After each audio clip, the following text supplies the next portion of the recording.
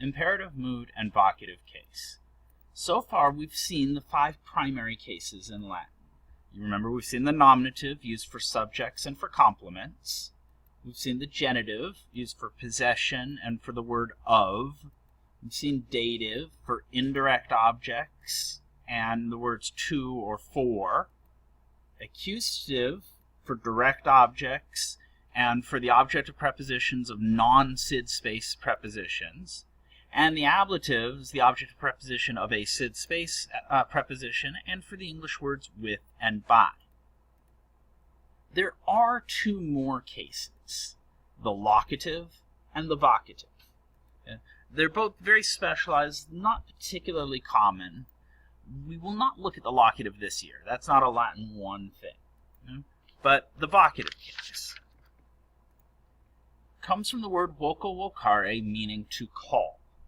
And it's used when you're talking to somebody directly, when you're calling them out directly.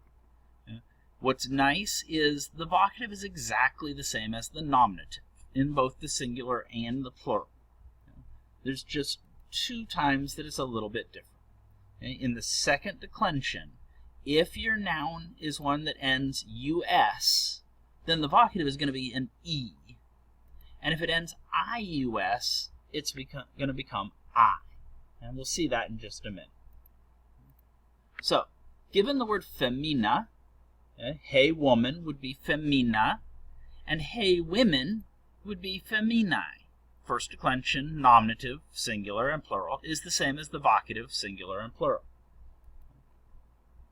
Boy is puer, so hey boy would also be puer, and hey boys would be pueri. But the word slave is servus, ending in a us. So it would become serve to say hey slave, because words that end us are going to be an e in the vocative. Okay? And then servi is the plural.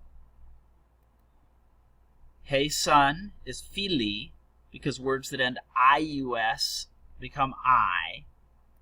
But hey sons is filii. It's your regular nominative plural with that double I, removing the us, adding an I. Your regular nominative plural. That's it. That's everything for vocative. Very simple, very straightforward. Okay. The imperative, we use that when we talk about giving commands. Okay. And imperatives are very easy. All you do is remove the RE from the second principal part of the verb. Not vowel RE, just RE. So ambulare becomes ambula. Dormire becomes dormi. That's it. That's a singular command. To make them plural, you just remove the RE and put on the TE. Your joined vowels will make sure they'll change like the present tense. A, E, I. So ambulare becomes ambulate. And dormire becomes dormite.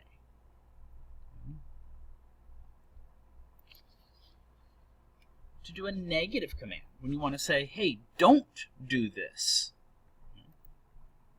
you're going to use the imperative form of the irregular verb nolo nole. Remember, that's to not want. So the command is going to be noli if it's singular, or nolite if it's plural, and then whatever you don't want them to do. So noli salire, stop dancing, or don't dance, to one person. Nolite salire, stop dancing, if it's to more than one person. Okay? We had ambulare, to walk, just a moment ago. It would be noli ambulare, stop walking, to one person. Or nolite ambulare, y'all stop walking. And the noli and nolite will always be the same. It's just this word, the verb, that will change. For the imperatives, there are 4 irregulars. These are similar to some of the irregular commands in Spanish as well. The first one is the verb faci o facere, meaning to make or to do. The command is fac or facite. Fero fere, to bring. Fair and ferte. Duco ducere is duc and ducite. And dico dicere is dic and dicite. Very commonly, the vocative and the imperative are going to be used together, because the vocative is hey you, and then the imperative is do this. So if I want to say, hey wolf, stop chewing my arm. Okay, so we'll give you some vocab. Take a look. How would we say this? Hey wolf, stop chewing my arm.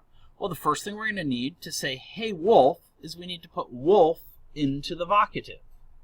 Okay, remember, it's the same as the nominative, but if the word ends us, it's going to be e. So we're going to get lupe. Okay. Then we want him to stop doing something. So we've got to say noli, noli mandere, do not chew. Do not chew on what? Meum brachium, because it's got to be accusative. Okay? So lupe, noli meum brachium mandere. Okay?